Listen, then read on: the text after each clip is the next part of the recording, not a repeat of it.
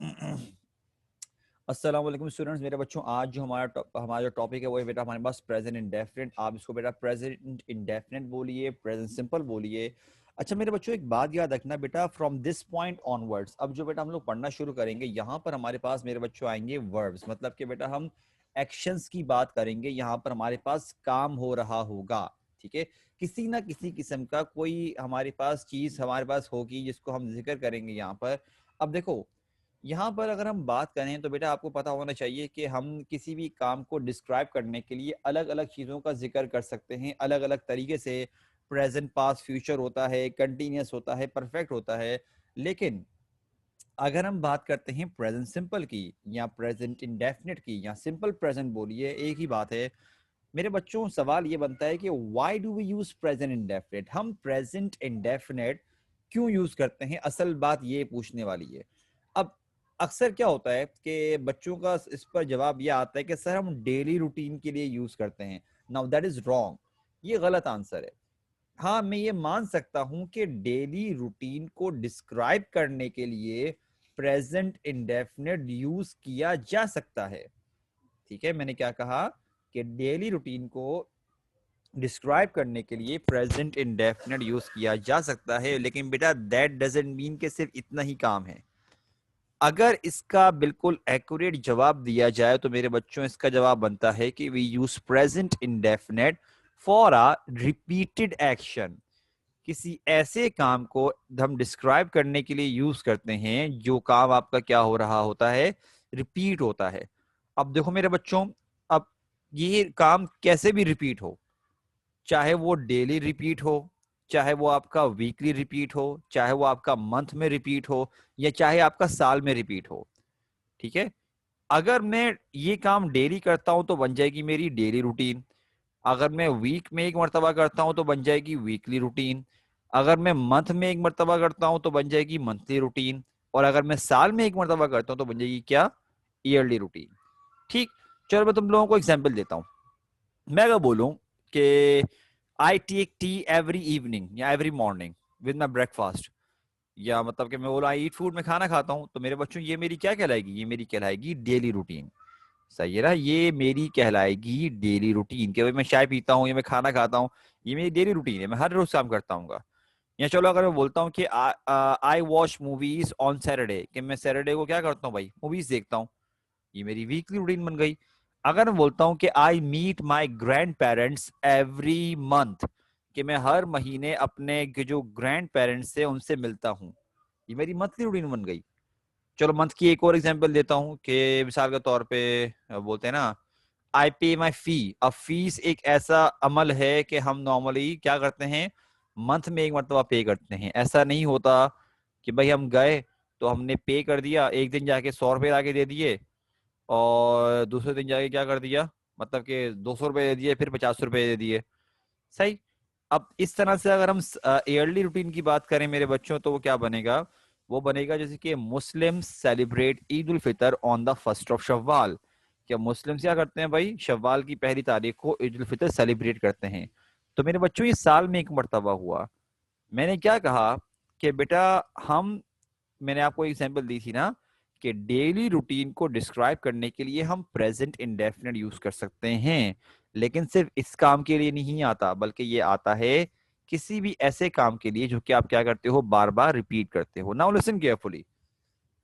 जरूरी नहीं है मेरे बच्चों कि कोई रूटीन बने, लाजमी नहीं है कि क्या बता, अगर आप ये सोच के बैठ गए ना कि यार सर ने जो डिस्क्राइब किया है उसके मुताबिक तो हम डेली रूटीन के लिए इस्तेमाल करेंगे, या क्या पता वीकली के लिए, या क्या पता मंथली के लिए, या क्या पता ईयरली के लिए, मैं आपसे बोल रहा हूँ ये जरूरी नहीं है।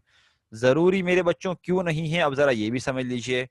अगर मैं बोलूं आई प्ले क्रिकेट, इसका सिंपली क्या मतलब है कि मैं क्रिकेट खेलता हूं।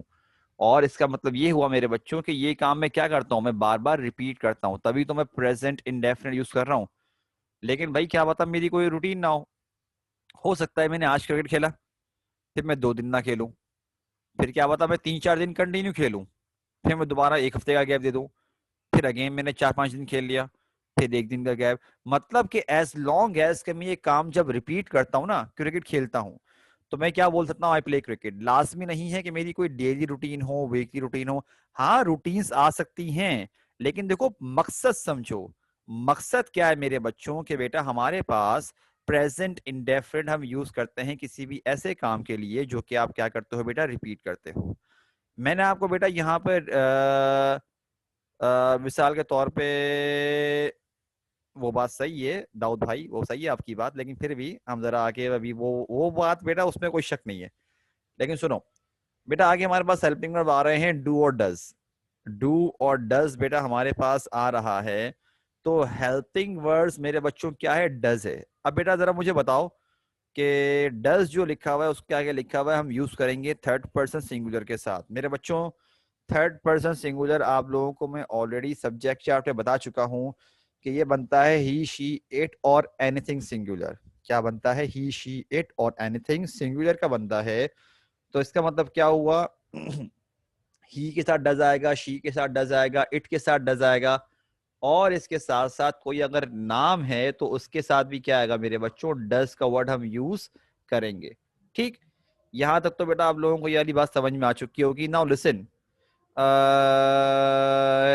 नहीं बेटा, इसमें यू दे वी के साथ नहीं आएगा, बल्कि इनफैक्ट अगर हम बात करें आई और वी की, आई और वी है फर्स्ट पर्सन, इनके साथ नहीं आएगा डज। यू के साथ डज नहीं आएगा, दे के साथ डज नहीं आएगा। जो और इसके अलावा मतलब कि आई वी यू दे, इन चारों को हटाकर जो प्लूरल चीजें होंगी, कुछ भी अगर प्लूरल है उसके साथ भी डज नहीं आएगा। लेकिन मेरा एक सवाल ये बनना चाहिए कि सर यहां पर अफर्मेटिव हमारे पास थोड़ा सा डिफरेंट आ रहा है। एक अफर्मेटिव लिखा हुआ है नॉर्मल का और एक लिखा हुआ है थर्ड पर्सन सिंगुलर, तो ये वाली क्या कहानी है मेरे बच्चों। यहां पर अगर आप नोट करो, दो हमारे पास अफर्मेटिव गिवन है, एक गिवन है नॉर्मल और एक गिवन है थर्ड पर्सन सिंगुलर। तो देखो हमारे पास नॉर्मल कैटेगरी में लिखा हुआ है subject plus verb V1। V1 का मेरे बच्चों होगा first form of the verb. V1 का मतलब क्या बेटा, first form of the verb. और बेटा इसी तरह से VS का मतलब है S form of the verb. अब बात कुछ ऐसी है बेटा कि आप लोगों को ऑलरेडी V1 का मतलब पता है, लेकिन अगर हम बात करें VS की तो जरा मैं ये आपको क्लैरिफाई करना चाह रहा हूँ। अभी जरा कोई बच्चा मुझे रिप्लाई मत करे। देखो, एक पहली कंडीशन होती है कि अगर हम मिसाल के तौर पे लिखें कुक, तो बेटा कुक की हमारे पास एस फॉर्म क्या बनती है, बनती है कुक्स, सिर्फ एस लगाना पड़ता है। सेकंड कंडीशन क्या होती है मेरे बच्चों कि आपको सिर्फ एस नहीं लगाना पड़ता बल्कि क्या लगाना पड़ता है, ई एस। ये सेकंड कंडीशन है। अच्छा, लेकिन इसके अलावा मेरे बच्चों थर्ड कंडीशन एक आती है, और थर्ड कंडीशन मेरे बच्चों आती है तब जब हमारे पास कोई वर्ड खत्म हो रहा होता है वाई पर। मतलब जो वर्ब नहीं होता, वर्ब, अगर वर्ब वाई पे खत्म हो रहा हो तो तब क्या करें। तो मेरे बच्चों देखो, दो कंडीशन है। एक मैं आपको बताता हूँ, 3A में मैंने लिखा हुआ प्ले, और बेटा इसकी एस फॉर्म क्या बन गई, बन गई प्लेज। लेकिन चलो अगर बात करूं 3B की, मैं बोलता हूँ क्राई, और बेटा क्राई की जो एस फॉर्म बनती है क्राइज बनती है। मतलब वाई में देखो थोड़ा सा चेंज आ रहा है। जैसे कि बेटा प्ले में क्या किया हमने, सिर्फ एस इंक्लूड किया, लेकिन हमने क्राई में क्या किया, वाई को हटा के IES लगा दिया। तो भाई कोई वजह तो होगी कि मैं एक में वाई हटा रहा हूं और IES लगा रहा हूं, एक में वाई नहीं हटा रहा और सिर्फ एस लगा रहा हूं। तो मेरे बच्चों इसकी वजह ये होती है कि अगर कोई ऐसा वर्ब आ रहा है कि जिससे पहले मतलब आखिरी लेटर देखो लिखा हुआ है वाई, लेकिन बेटा प्ले में जरा वाई से पहले देखो क्या लिखा हुआ है, ए लिखा हुआ है, तो दैट इज अ वॉवल। अगर वाई से पहले वॉवल लिखा हुआ हो तो बेटा उसमें हम क्या करेंगे, सिर्फ एस इंक्लूड करेंगे। और अगर हमारे पास वाई से पहले वॉवेल ना आ रहा हो, वॉवेल को हटा के जिससे जो कुछ भी बनते हैं वो बनते हैं कॉन्सोनेंट्स, अगर ये आ रहा हो तो बेटा हम क्या करेंगे, IES लगाते हैं। सेट है। जैसे कि एक और एग्जांपल देता हूं मैं तुम लोगों को, देखो हमारे पास बेटा अगर आप नोट करो, एक बनता है बिट्रे। तो बेटा बिट्रे की हमारे पास क्या बनती है, फॉर्म बिट्रेस बनती है। या फिर चलो बनते हैं फ्लाई। तो बेटा फ्लाई की एस फॉर्म क्या बनती है, फ्लाइज। देखो यहाँ देखो बेटा, वाई से पहले आ रहा है ए, तो हमने लिख दिया बिट्रेस। फ्लाई में वाई से पहले एल आ रहा है तो हमने क्या कर दिया, IES कर दिया। सो दैट डिपेंड्स, ये बात याद रखना।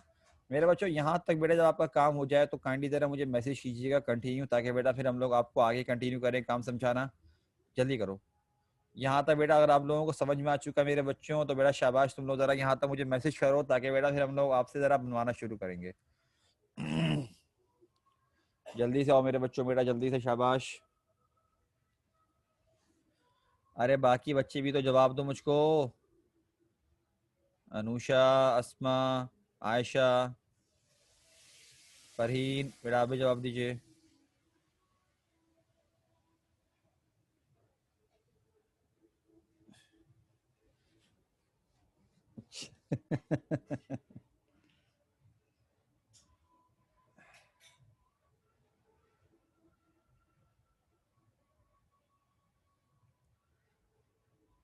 चलो भाई।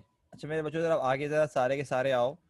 अब देखो मेरे बच्चों, हमारे पास सेंटेंस आ रहा है, मैं दिन में 2 मरतबा दांत साफ करता हूँ। ठीक है, तो बेटा मैं आपको बनवा के दिखा रहा हूँ। आमना बेटा माइक पर आइएगा, शाबाश। आमना बेटा माइक पर आइए। Yes sir. बेटा जरा सेंटेंस पढ़ो, क्या लिखा है हमारे पास। मैं दिन में 2 बार दांत साफ करता हूँ। ठीक है, तो मेरा बच्चा इस सेंटेंस के मुताबिक मुझे बताओ सब्जेक्ट क्या है। आय। आय। ठीक है। अच्छा, आय तो आ गया, लेकिन बेटा मुझे बताओ कि हम अगर अफर्मेटिव बनाएंगे तो बेटा अफर्मेटिव हमको नॉर्मल वाला यूज करना है या थर्ड पर्सन सिंगुलर वाला यूज करना है।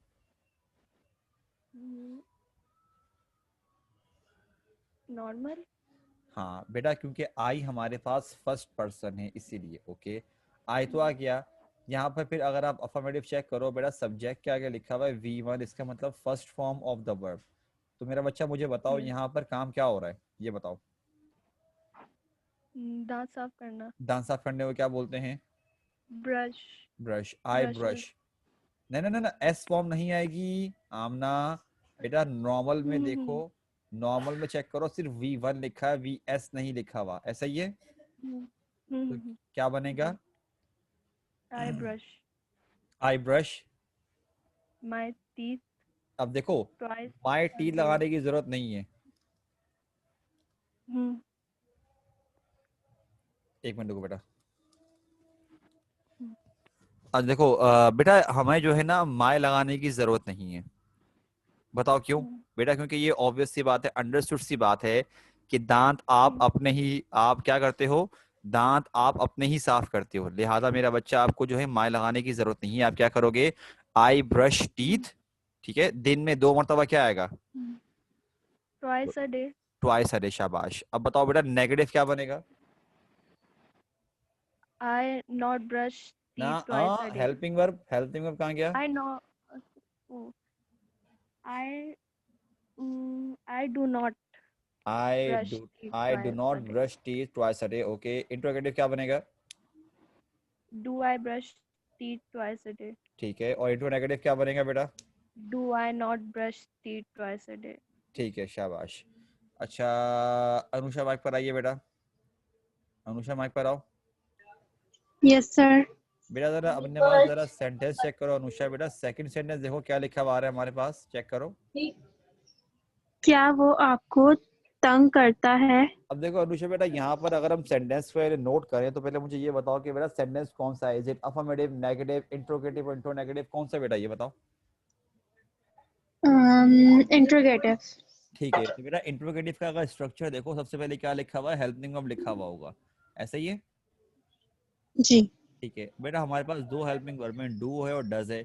अब हम डायरेक्ट नहीं लगा सकते, पहले हमको पता होना चाहिए कि सब्जेक्ट क्या है। तो मेरा बच्चा मुझे बताओ कि बेटा सब्जेक्ट में यहाँ पर क्या लिखा हुआ है, बताओ।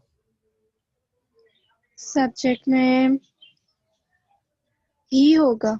ही होगा, शाबाश। मतलब हमको सब्जेक्ट पता चल गया, ही है। अब बेटा मुझे बताओ, सब्जेक्ट हमको ही पता चल गया है, तो बताइए हेल्पिंग वर्ब क्या आना चाहिए, डू आना चाहिए, डज आना चाहिए, बताओ। डज। डज। डज और फिर आगे क्या होगा बताओ, डज ही। तंग करने के लिए बेटा डज बाकी एक एक ही। मिनट को, हाँ डज ही सही है, एक मिनट को। बेटा बाकी बच्चे भी सारे के सारे सुन लो जरा, अनुषा माइक पे रहो। बेटा तंग करने के लिए हम यूज करते हैं एनॉय, यूज करते हैं इरिटेट, यूज करते हैं टीज, यूज करते हैं डिस्टर्ब, यूज करते हैं। सही है। तो यहाँ पे चलो हम एनवाई यूज कर रहे हैं, तो बताओ क्या बन जाएगा? डज ही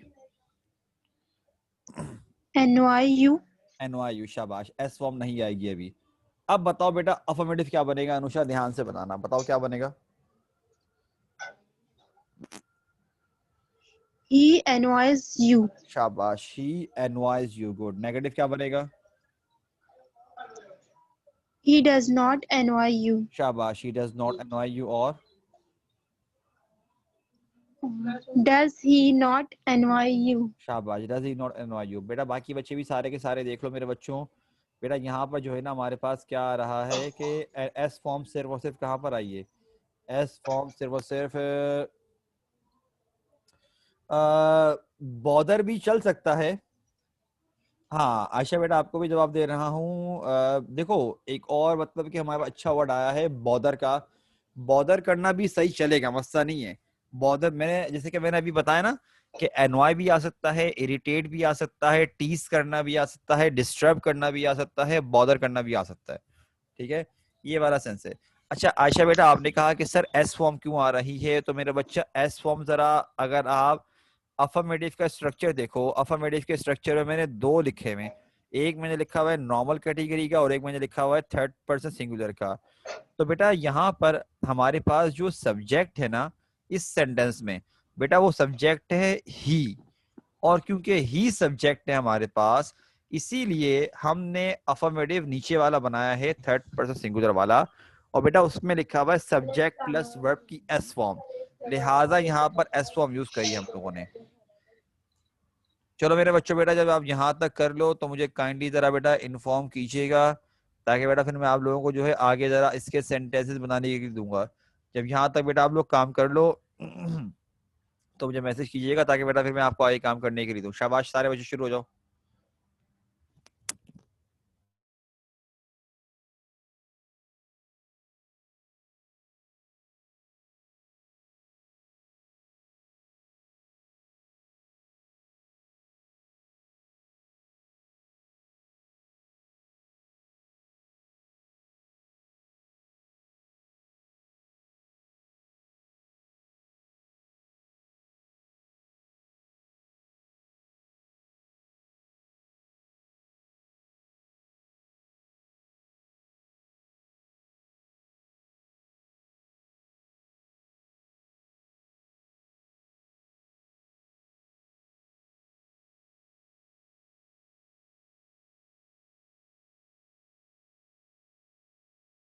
अरे भाई बाकी बच्चे भी तो बताओ, बाकी क्या बच्चे खो गए क्या?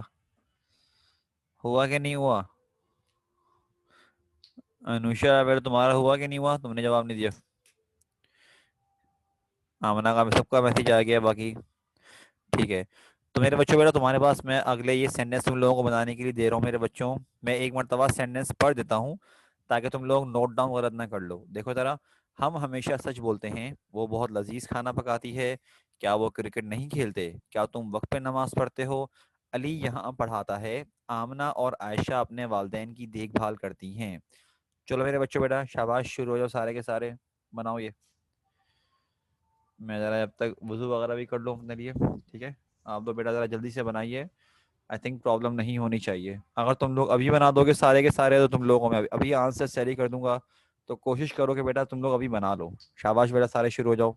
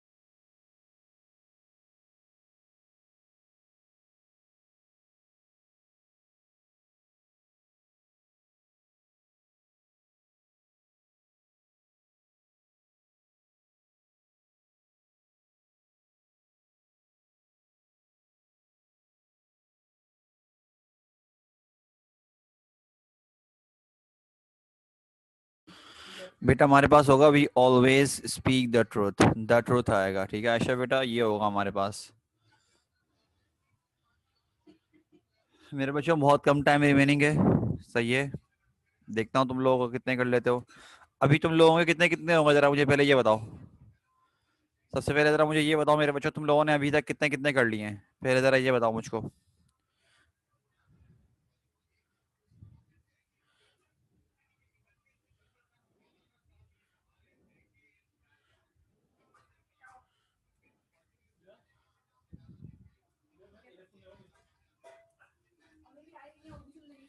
चलो अभी बताओ, तुम लोग कर रहे हो, गुस्सा नहीं है बेटा। खैर इसको भी हम यहाँ पे रोकते हैं, ठीक है।